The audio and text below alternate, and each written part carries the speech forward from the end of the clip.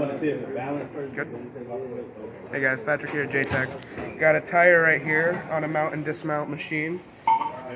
Today we're going to show you how to mount and dismount a tire properly, go over a few safety tips that you need to take into accountability as well.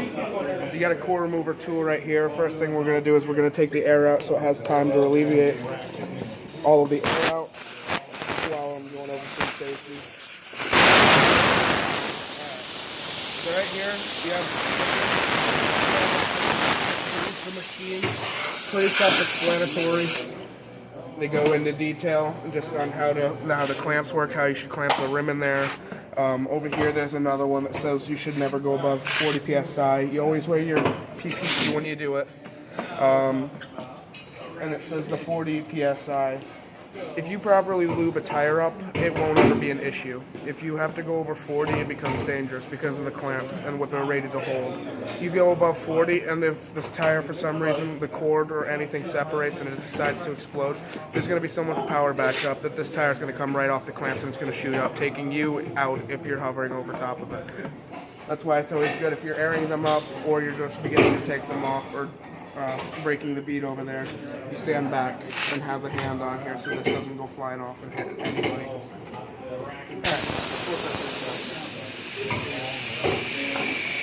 So what you're going to do next, and go over to the balancer and use the tool that's used for hammering on weights and taking them off the rim.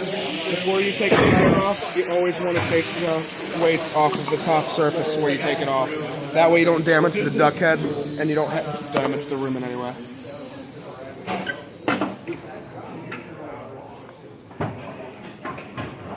Okay, now out of air, you're going to take it off. We're going to set it here flush with the pads that sit right here. What you're going to do is you're going to hold it there.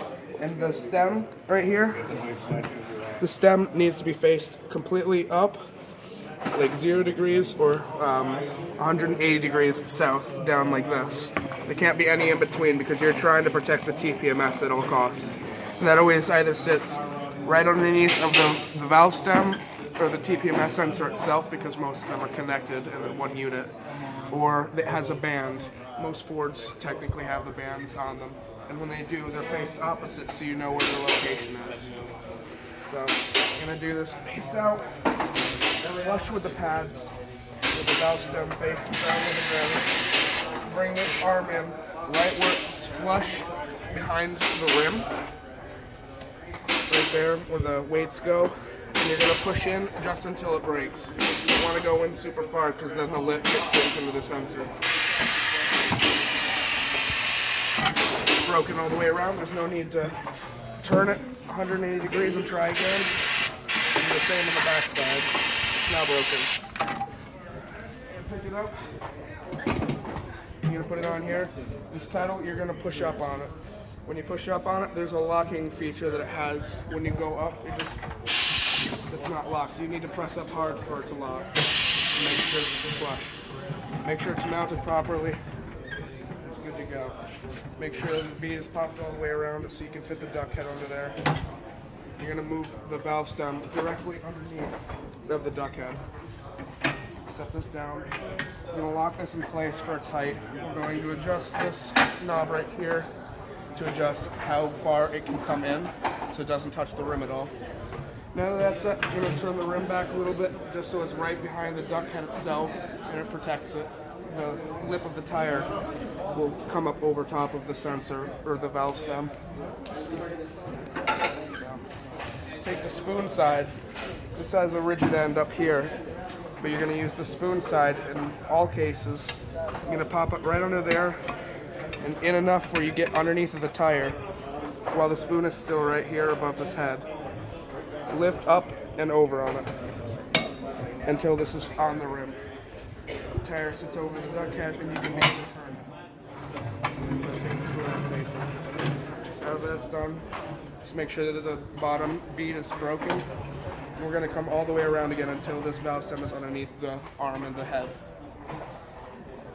Alright, put this down inside of here. You're going to lift the tire up and you're going to get right underneath of the tire down here.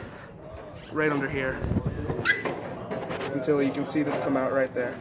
We'll come back up here with the spoon in your hand and the tire on the bottom, you're gonna come up with it, and you're gonna fold over and keep your hand on that. You're gonna switch over. That way you protect your hand and yourself. You're gonna have your hand under here, and you're gonna turn the table while this comes around. That's gonna lift the tire up and over and off. That's taking it off. In all cases, it's now mandated law in the state of Florida. You need to replace the valve stem itself, or if it has a TPMS kit, you need to replace that dill kit 100% every time, even if it's a flat repair or a new tire, it needs to be replaced. So now what we're going to do when we put this back on, we're going to look for the DOT and make sure that it's the correct face out. In most cases, it's not going to matter with relation if it's directional or inside outside, because it wants it on the correct side. So when we look around this, it's not directional and it's not an inside outside tire, so it's a universal. The DOT is right here, face out with the manufacturer date that it was created. You're going to leave that side out. You're going to set it up here. We're going to take lube to it. We're going to lube up the lips where it meets the bead, all the way around. And we're going to do the lip of the rim.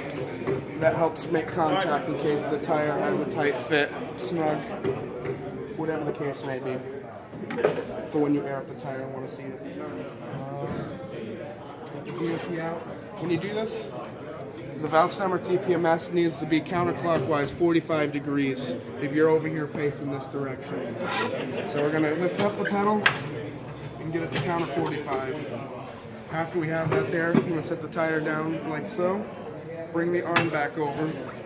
Lift the tire up and over the duck head, or the tail end of the duck head. Make sure that the tire is underneath of the head, and we're going to turn and guide the tire with it. That way, as you just saw, the tire rides above where this is protecting the sensor underneath. It does have a sensor. After that, we're going to drop this tire down over here and lift this side up, and you're going to put weight here. The tire is now sitting over the tail end of the duck head, and the tire over here is now sitting underneath of it, so that way it pushes it down and guides it along.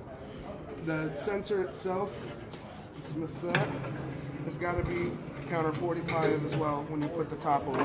You're going to push this down and you're going to go along. It also protects it in the same manner. Okay. I want to go.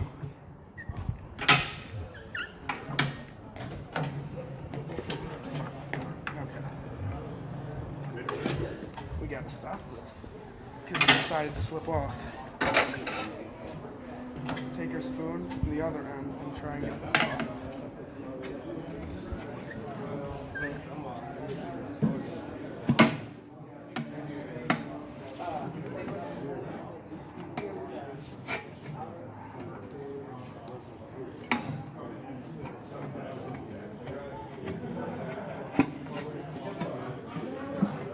Tire up and off like that.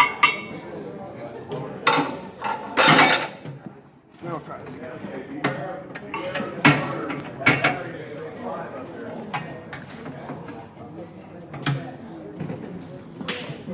Get that done. Then I'll swing around here.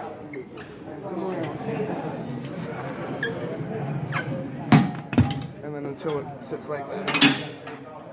It's now on there. You're going to bring it around until it's comfortable to do to pressure, to air it up. You got a gauge here that reads. It's okay to go a little over the recommended, which is 35, so that way when you take the hose off, air is going to come out when you put the core back in.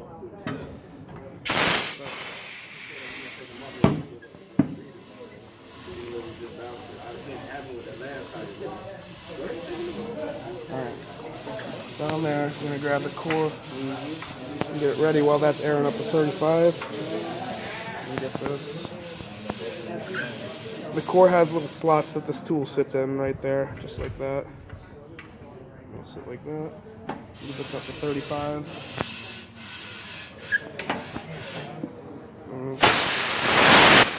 Goes in and spins clockwise.